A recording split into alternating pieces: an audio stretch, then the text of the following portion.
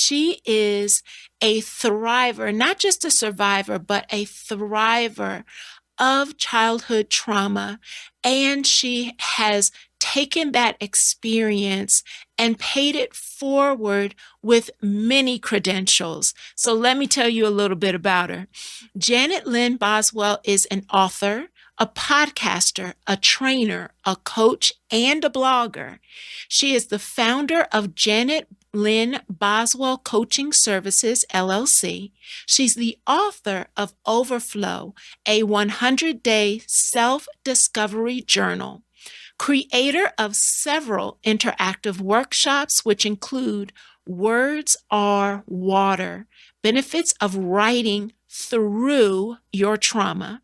She's the host of Journaling Revelations, which is her podcast, and writer of the blog Pulling the Emotional Trigger, Confessions of a Child Abuse Survivor.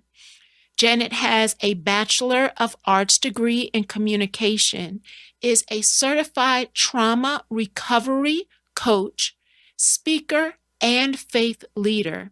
And she's also certified in the DISC Personal Profile Facilitator or tool. So that gives you a glimpse of why I have this amazing woman on our flip side conversation as we continue talking about how are you going to be in 2024. Welcome to the show, Janet Lynn Boswell.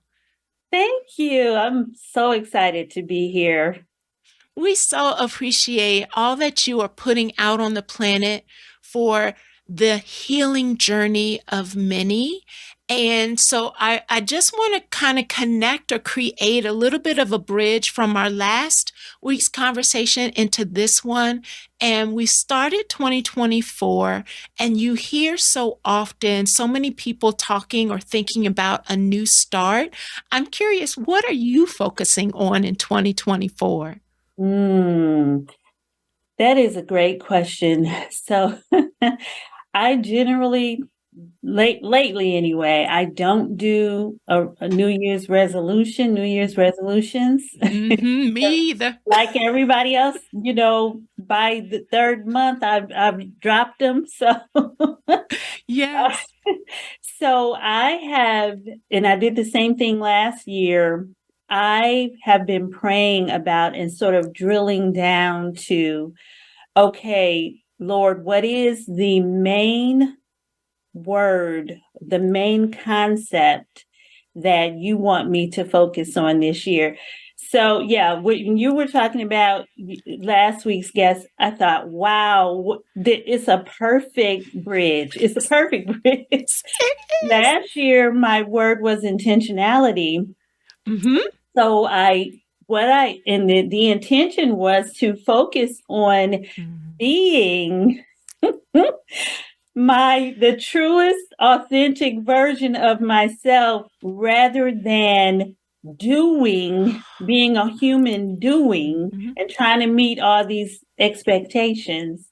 And in doing that, I drilled down to my top three core values and practice learning to live from those. So going into 2024, still in that mindset of building on that. But I was in my prayer time this morning, I think I settled on the word is going to be discipline. Janet, that's my word for 2024. No. Janet, do you see God? That's my word for 2024. Wow. I landed on discipline being my word for 20. Now, why discipline for you? Oh, why discipline for me? Because if I am going to be the person that God designed and created me to be and knew before he formed me in my mother's womb, is going to require discipline. Is going to require me to practice the principles, the spiritual and psychological and even physical principles that I know are healthy for me and will help me to be the best version of myself. You know what? We talked about off script how God just put us together because he wanted us to meet. And so many things that you just shared so resonate with me. It has been years. It has been several years since I entertained a resolution. And because I'm not just grabbing after the do thing, and I'm not just trying to grab a hollow habit that isn't sustainable. And so I too have been focused on a word for the year. And in 2022, I challenged a group of women to really think about how you're going to be versus what you are going to do. And that carried over into how we showed up in 2023. And I focused on strength in 2023. And as I went into 2024, for me, it is continuing to stay grounded in consistency, which I feel is tied to discipline. Yes. Like if I'm going to really see the fruit of everything that God has planted in me, because my perspective, what he revealed to me in 2023 is that I was asking for strength like it was this external strategy. And he just dropped in my soul that it's not a strategy you reach for. It's a lifestyle that I gave you when you said yes to me. And so continuing to explore what has he already given me that I'm not even tapping into that is tied to becoming more disciplined. So yes, I just I know. how he has connected our souls. Wow. Yeah. Oh, yes, indeed. So, and I was drawn to your YouTube page and your story because you just turned 60 recently. Yes, ma'am. Looking fabulous at 60. I know that's right. And I know that there are many followers who listen to the show, who are connected to me in my circle as I've crossed into my mid 50s now, and life began to change. And sometimes when we think about a new year as kind of this new year, new you rhetoric, for me, it's like, how am I evolving and not just all of a sudden becoming this new thing, even though in Christ I am new, but just thinking about like this kind of commercialized, all of a sudden I'm going to be new. There's a process with it. And as you have said on your show, your goal is to age gracefully. And sometimes when people are entering into a new year, they are focused on that they're getting older and what they've lost, but you're actually embracing aging with grace and embracing understanding the journey you're on. Can you tell us a little bit about how's turning 60? Listen, Walking into 2024. I'll put it like this. Now I'm embracing it. But I was not at first. I was not graceful. Full transparency. I love it. I was irritated, frustrated, and even sad. I was sad. I was grieving. I was struggling with all of these changes and just this big number. And the main thing that really hit me, and it started to hit me, once I turned 59 and got closer to 60, was the realization that in all likelihood, I have more years behind me than I do in front of Yeah. me. Yeah. And That's wow. all the way true. So Mm-hmm. how am I going to live out? How am I going to show up in the world for the rest of the years that I have remaining? So you said the word was process. Because I know how to process my emotions. First of all, I had to be honest and not, just, oh yeah, I'm 60 and fabulous or whatever the term is. The social media post, Yes. right? Because I did not feel fabulous. Yeah. And so I had to be honest with myself, honest with God, honest with people. And I'll tell you how I got there. My son actually helped me with this because he was dealing with something. And we do this with all the best intentions. When people are struggling with something, we point out to them what we see and all the positive things that we see. And what he said to me, he said, Mom, I understand that. He said, I do it too. He said, but you're not in my shoes and you're not dealing with this particular thing. And I thought, and I said to him, you're right. This is your experience, your journey, and you are allowed to feel however you feel about it.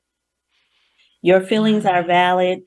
And I just want to be able to be someone who you can share that with and not feel like, because not all the time do you want advice or someone to shift your focus. You just want someone to hear, this is what I'm struggling with and this is what I'm going through. So I was able to say to people, I appreciate, the fact that you say that I look great for my age, but I don't want to be this age. You're missing the point. The point is, I don't want to be. I want it. But since I am, how do I transition into it? How do I move from struggling with it to embracing it to rejoicing in it? And so that was the journey that I took, but it started with honesty. It started with being honest about it and then saying, okay, Lord, you're going to have to help me through this. And I just worked my way through it, but I was honest. Yeah. Which seems to echo kind of like overall, like your life mission and just how you, as you said, show up in the world as a certified trauma recovery coach. And you have survived and overcome so much hardship and pain in your story. And I'm sure through your own honesty work, as you continue to evolve, you had to get honest with you, and now you help others do that work. But I would like people to understand the framework of a certified trauma recovery coach. Can you walk us through what that framework is? Yes. So the main starting point for me is helping people understand even what trauma is and that they have been traumatized because for so many of us, this is just life. It's just life. This is just what happens. And I'm thinking, but first of all, this should not be what happens. And second of all, what happened had an effect on you. So now we want to learn what effect did it have on you and how does that show up in how you move through life? So recognizing how that trauma impacted, absolutely, it's not just that it happened, but it left residue on your life. Yes. And so when we recognize that that residue has potentially changed people, Mm-hmm. what's the recovery piece tied to the coaching approach? So for me, and what I love about the association that certified me is that we all get to bring our own flavor. We learn the basic psychology of it, but then we get to bring our own stories and our own flavor to it. So for me, it starts with honesty. And I say that because so often with childhood sexual abuse and assault, there is toxic shame, so much shame associated with it. So for me, I learned to hide myself as a child, which is why now you see me putting it out there, because I like to say that the antidote to shame is exposure. So what I try to do with people is, first of all, let's look at, like I said before, first of all, let's acknowledge that these experiences, or this one main experience, affected you. Yeah. And then let's start to break down your feelings and your belief systems around that. And mainly what you believe about yourself, because that's the main thing that's going to hinder us from being able to show up as our true and authentic selves, is because we have so many negative and limiting beliefs about ourselves, right? So we can get to that place of honesty, then we can start chipping away. We can start chipping away at all those layers that have kept us hidden and kept us small and kept us doubting ourselves. That's what I'm passionate about, helping people get freedom from these bondages that were, and in my case, I was groomed. So grooming is a systematic, intentional approach to get you to allow me to abuse you, and you think that you're the one who's wrong, and I'm all right. So that's a lot to unpack and unravel. So it requires a lot of courage. Yes. So what I try to do is provide that emotional support and that safe place for people to be able to feel that they can have that courage. So what I try to do is not overcome my fear, because I feel it, but despite the fear, have the courage to put it out there anyway. Because what I'm trying to do is help you believe that if she can do it, I can do it. So just leading by example. So I try to provide, that's why I say I approach it from a psycho-spiritual approach. If we break down psychology to its core, it is the study of the soul. Yes. And if we break down the soul to our intellect, our emotions and our will, then I address all three of those areas, and they're all connected together. Yes. So what you believe about yourself affects the thoughts, the things that you tell yourself, which becomes hardwired into your brain, and then you act on that. So if we can change how we believe about ourselves, and neuroplasticity teaches us that we can change the hardwiring in our brain, which I was so happy to learn that. Uh, what a relief. Wow. Yes, that there is an actual healing journey. Yes. That your brain, that God has given us a brain that actually can heal. Wow. Yes. Right? Yes, exactly. Yes. He Now, designed us that way. so do you do this one-on-one in small groups? How does this framework of trauma recovery healing happen? So usually it is one-on-one, but more and more I am being asked to sort of speak in larger groups. So I don't have any small coaching groups going on right now. It's more a larger group coaching, Okay. which I love.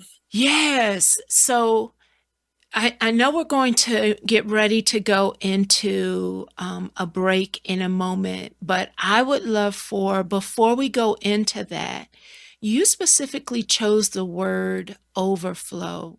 And when Mhm. I think about how you have so beautifully laid out the awareness of the journey, the process of getting honest, of having courage, of really kind of leaning into your healing journey and addressing your belief system, which ties to your behavior. You so beautifully laid that out for us.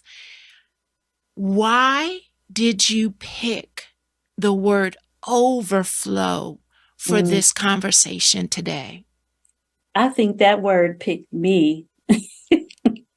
And I kept seeing this vision in my mind. Actually, I'm looking over because I have my vision board from last year on my wall, and I have a pitcher sort of pouring some juice, and it's pouring into this glass, but it's pouring over.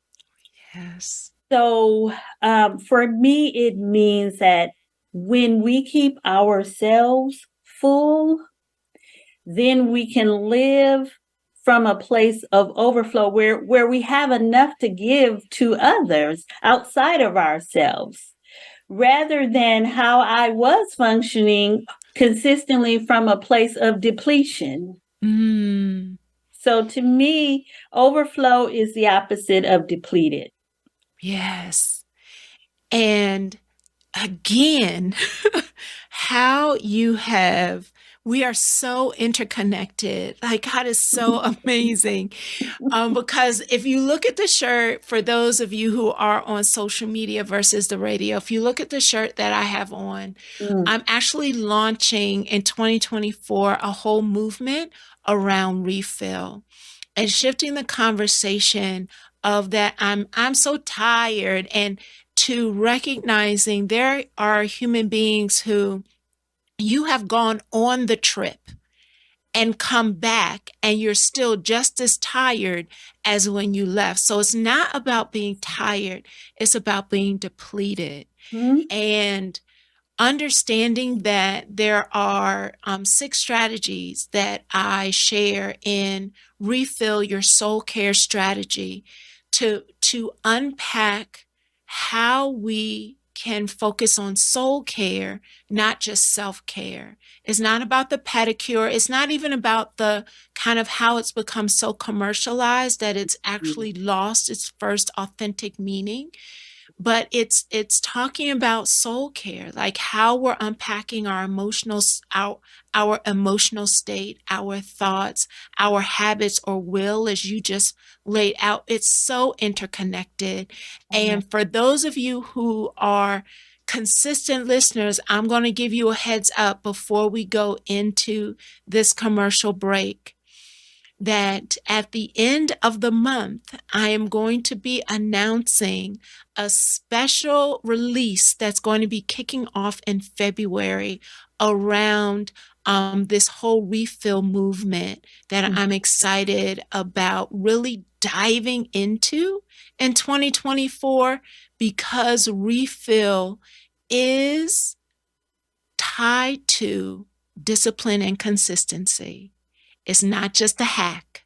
Healing is not just a hack. It's not just a quick strategy. Yeah. It is a process of refilling.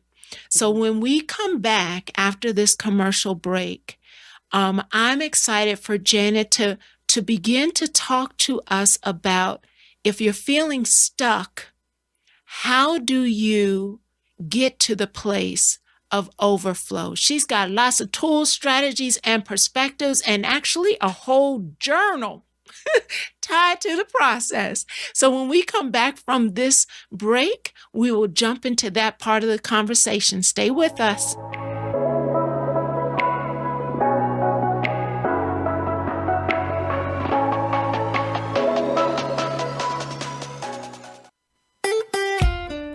Follow Voice America at Facebook.com/Voice America for juicy updates from your favorite radio shows and podcasts.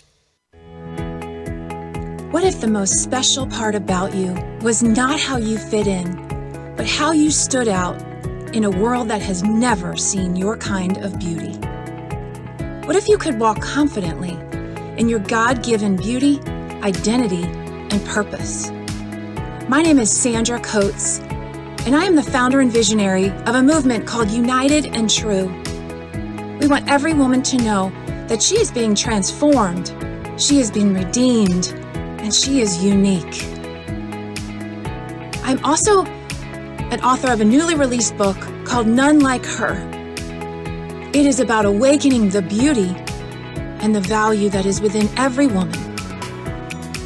You see, it's time that we rise up through the confusion and the chaos and the comparison and the shame to know that there is nothing more we need to do to access the beauty that is within us. Please visit sandracoates.com for more information. It's your world. Motivate, change, succeed. VoiceAmericaEmpowerment.com.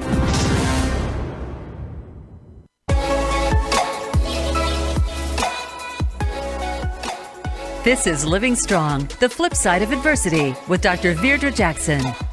To reach the live show today, call into 1-888-346-9141.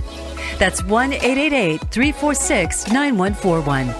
You may also send an email to info@livingstrongllc.com. Now, back to Living Strong, the flip side of adversity. Welcome back to this conversation of navigating and walking into your overflow. You don't have to stay in a place of survival, that you actually can walk into a process of overflow, and being intentional in how you are showing up. So Janet, in our conversation last week, Kalila challenged us to, one of the B's in the B list was boost. And she acknowledged and shared, you're going to have bumps. You're going to have to make decisions around how you're going to bounce. And in that process of getting honest is thinking about, what are you going to boost out and what are you going to boost in to do more of in 2024 for you to be fully who you are meant to be. Yeah. So I'm curious, what are 2 specific habits or skills you would recommend for people to start boosting to tap into overflow? 2 skills. Number 1, I would say, and this is using myself as an example, is learn your own, what the Bible calls in Matthew, unforced rhythm of grace. Oh, yes. Unpack that for us. What is your unforced rhythm of grace? For me, using myself as an example, I was living in survival mode because I was trying to meet everybody else's expectations, plus my own unrealistic expectations, plus expectations that I thought God had of me to do, as we talked about, to do this and do that and do this and do that. And so when I saw this scripture, and I have it in the journal, And the way it's worded in the Message Bible, I love. It's the one when Jesus says, are you weary? Are you tired? Are you burdened? Are you burned out? The answer for me was yes. I was burned out. And he says in here, learn from me, learn your own unforced rhythm of grace. And the keys there is unforced, because this is who you are, but we've lost it. Life has beaten it out of us or trained it out of us, and we have lost it. So getting back to, first of all, how do I function in the world? No one else might understand it or agree with it. But this is how I'm wired. So that's the first thing. And then for me, it meant slow down, girl. Slow down. So I really had to walk away from 20 years or so of nonprofit administration and management. And I knew it was time, because my husband and I were in sync about it, and moving from 2 incomes to 1 income while I figured this thing out, while I had some time to rest, because I was chronically fatigued, and chronic fatigue syndrome is, one of the side effects of complex PTSD, which is a whole nother show.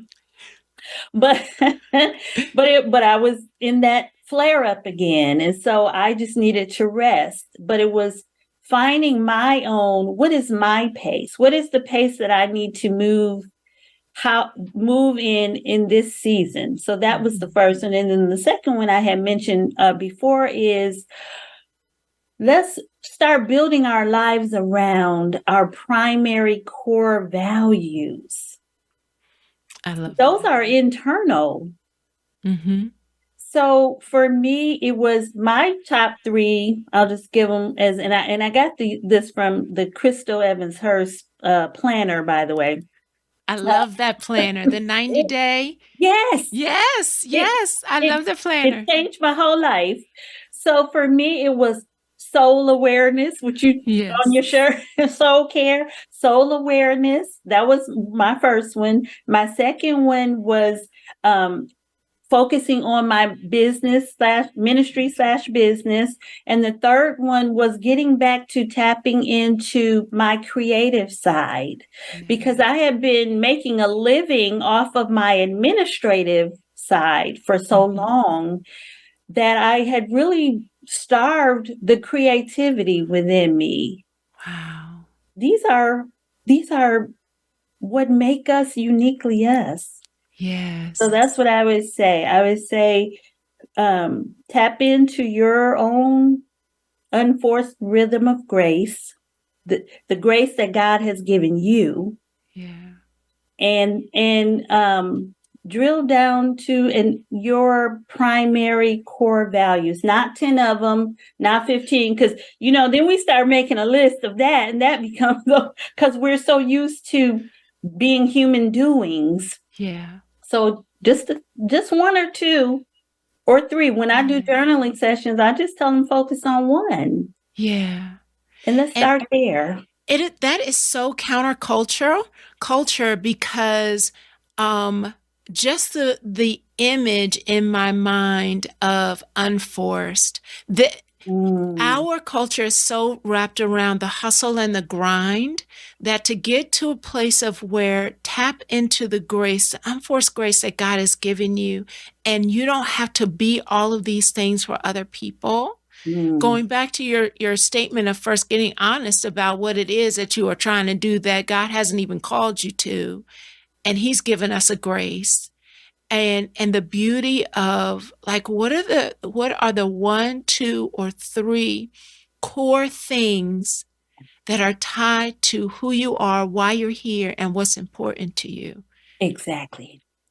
Beautiful. And so you've been referencing the journal. So why did you actually write a guided journal? And for those who Yeah, can you hold it up for us for those Sure. who would like to get access to this journal? It's called Overflow, a 100-day self-discovery journal. So if you want to tap into Overflow, if that word is resonating with you, absolutely check out the journal. But tell us about why you wrote a guided journal.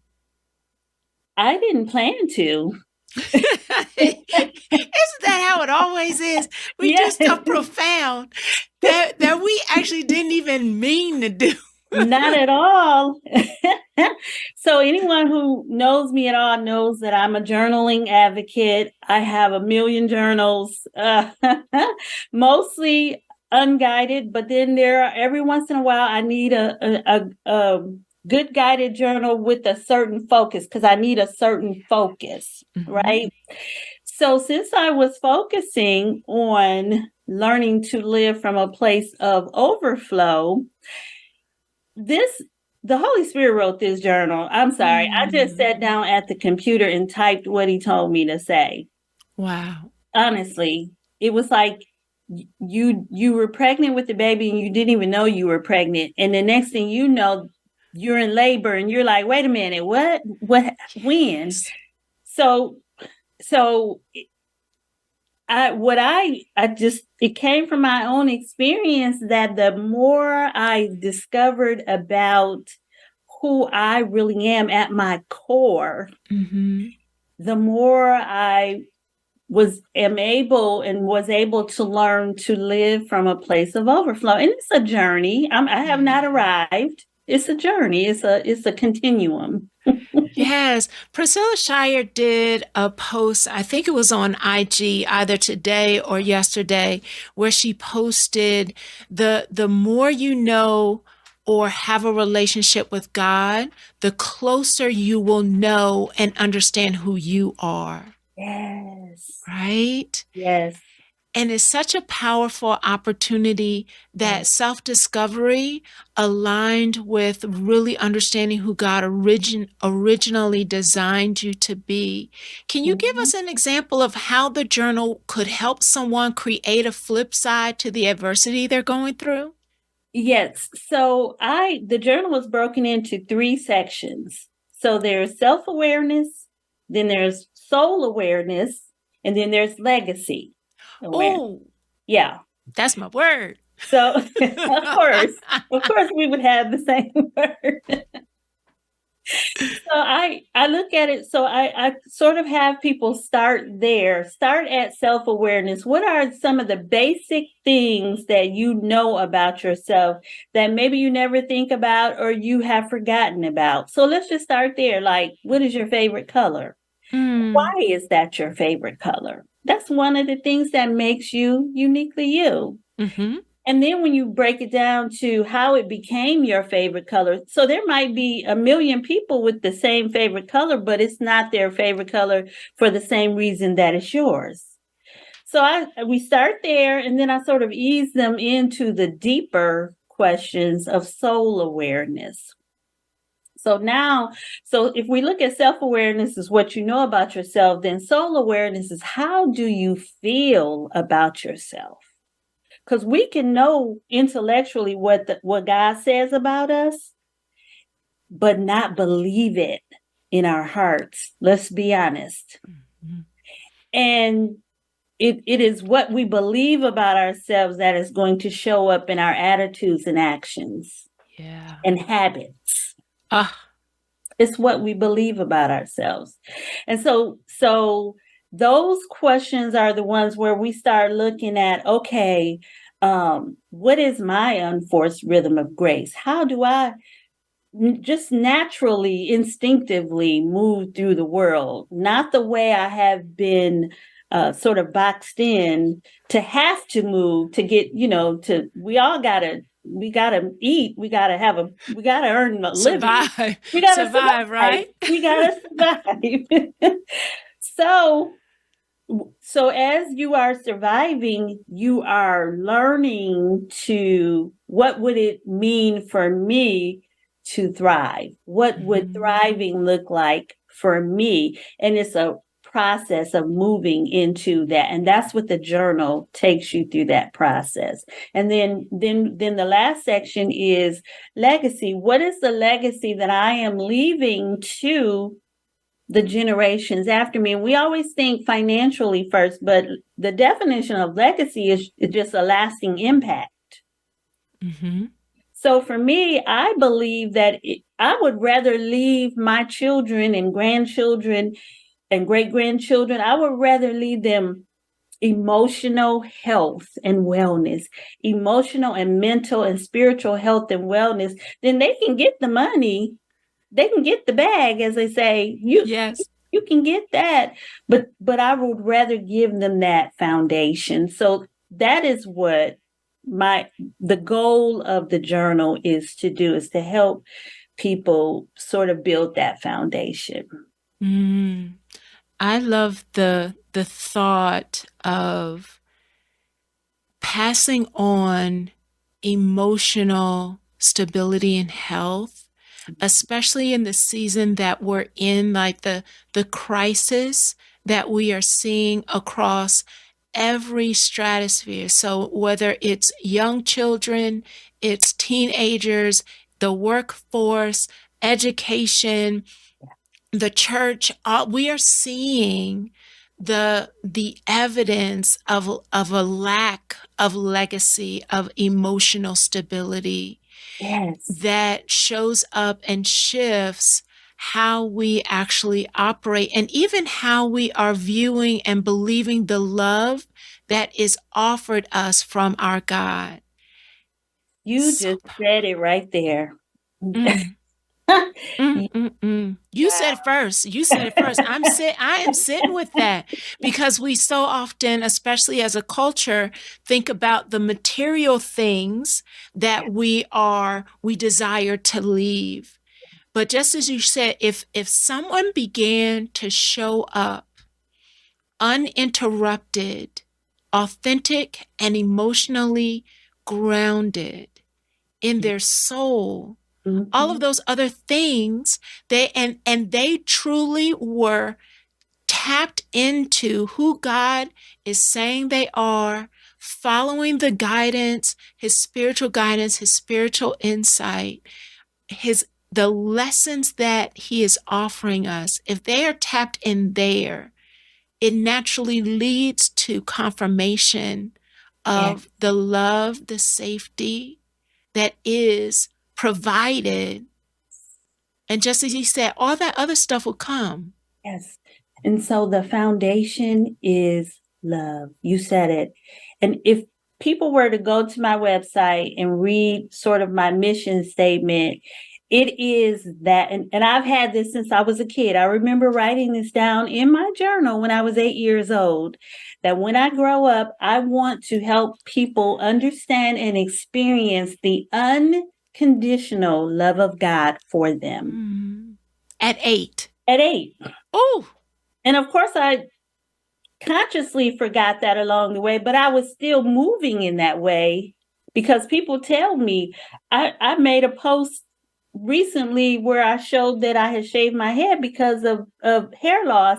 And I got on Facebook, I got all of these comments from people who knew me in elementary school and junior high school and said, "Oh yeah, you were always this person." And I'm like, so everybody knew this but me. Whoa. Yeah. Wait. Right. We were both, right? Yes. Isn't it powerful how as we are going through, people can see in us, and even for us sometimes, the stuff that we can't see, that life has beaten out of us. Exactly. And that's what trauma does. It distorts your view of yourself and of your life. So the basic definition of trauma is just a deeply distressing or disturbing experience. And the key word there is deeply, to the point where it changes how you view yourself and how you view the world around you. So everyone, if you lived through 2020, that pretty much applies to everyone. Ooh. That season of time changed all of us. Mm-hmm. And that whole concept, we've talked about it a couple of times, how it's not about bouncing back, because that's gone. It's gone. And not saying that in a devastated, depleted, or discouraged way. It's just that's gone. Mm-hmm. But don't miss the possibility that's in front of you as you continue to do the work. Yes. Oh my goodness. I cannot believe that we are down to our last 7 minutes. And Wow. so I had a conversation with a middle school group once, and I was explaining to them all the kinds of things that I do. And one young lady looked at me and said, "That is a lot." She was like, "That is a lot. How do you take care of you?" And she gave me pause. I was like, "Oh, middle schooler. Okay, so you are coming at me. All right, accountability." I want to actually ask you the same thing. You are doing a lot with the years that are in front of you. How are you taking or setting intention to take care of yourself in 2024? Yeah, so I'm trying to be really intentional about my pace and checking in with God and saying, okay, am I out of balance? Where do I need to slow down over here? Do I need to speed up over here? Really being intentional about the pace that at which I'm moving. And like we said, being disciplined, consistent with those disciplines. I did a post yesterday where I was honest. The journaling advocate does not always journal when she needs to. I love your transparency. People, that's real for people. That's real for people. But let me say there's something even more real. If you knew me a decade ago, you would have felt like I was fake in some ways, because I wasn't being transparent. I wasn't being open and honest. I wasn't letting people into the real me. I had so many guards up and defenses up because I didn't believe that the real me was okay. So I wasn't going to let you see her. And some people could sense that, so that's why I work so hard at it, because I know where he's brought me from. So I want people to know that. But yeah, so that is being consistent about journaling. We talked about the insomnia that comes from not from complex trauma, but also from menopause, from turning 60. So what I'm finding is helping me is making sure, forcing myself to journal the day. I have a podcast episode that is called Writing Our Worries. Ooh. So since I have a tendency, because of shame and other things, to sort of run from things that are causing me anxiety, I need to do the opposite and embrace it, run toward it by writing about it. And when I do that, it frees me of it, and it calms my central nervous system, and then I can eventually fall asleep and sleep a little bit better. I'm never going to sleep, be probably the greatest sleeper, but I can sleep more peacefully for the time that I am asleep. And so you're creating this consistent ritual at night to write your worries, so you are not carrying those things into your sleep, and therefore wrestling and fighting with the worries. You're going to leave them on this piece of paper so that your mind is free and it can begin to rest better. Oh my goodness. We are down to 3 minutes, and I know you've got some great stuff planned on the horizon for 2024. Please tell us what's on the horizon.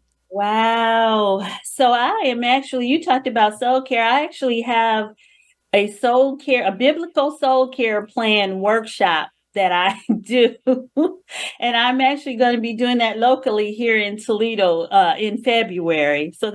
But the main thing I want to tell everyone about is me and a few of my friends, we are doing our first, the Overflow Life virtual women's conference on April the 20th from 10 a.m. to 2:30 p.m. Eastern. And the inaugural pricing is just $40. And I'm going to have all that information. It's going to be on my website, and we're going to use Eventbrite. So, yeah, we're really excited about that. I love it. The Overflow Life Conference. You are claiming that thing. Mm-hmm. I love it. So how can people, real quickly, how can people follow you, stay in touch with you on social media so they're aware of when this launches? Yes, please follow me at Janet Lynn Boswell. You can follow me on Instagram, and there's only one N in Lynn. Which I found out as an adult when I got a copy of my birth certificate. That's a whole nother show we're going to do. So, so yeah, you can follow me on Instagram. You can follow me on Facebook. You can follow me on YouTube. And my website is janetlynnboswell.com. And we're going to start promoting and everything next week. So, yeah. And you can sign up for my mailing list also. So for our radio listeners, can you please slowly spell Janet Lynn Boswell, because you do spell it a little bit differently? Okay, yes. So JanetLynnBoswell. So there you have it, Janet Lynn Boswell on all platforms. And I hope that this conversation encouraged you, inspired you, but most of all, pricked you to shift whatever you need to shift into who you are meant to be in 2024. Not just what you're meant to do, but how are you meant to be as you have been given the heritage of overflow. Janet, thank you for your conversation, for your transparency, and all that you have given us here on the flip side. Thank you. I'm so glad that God connected us. I so agree. And so there you have it. We are closing out another flip side conversation. We hope you will stay with us, because this is a month-long journey of B-list living. So don't miss a beat of it. Same place, same time, right here on the flip side. See you next week.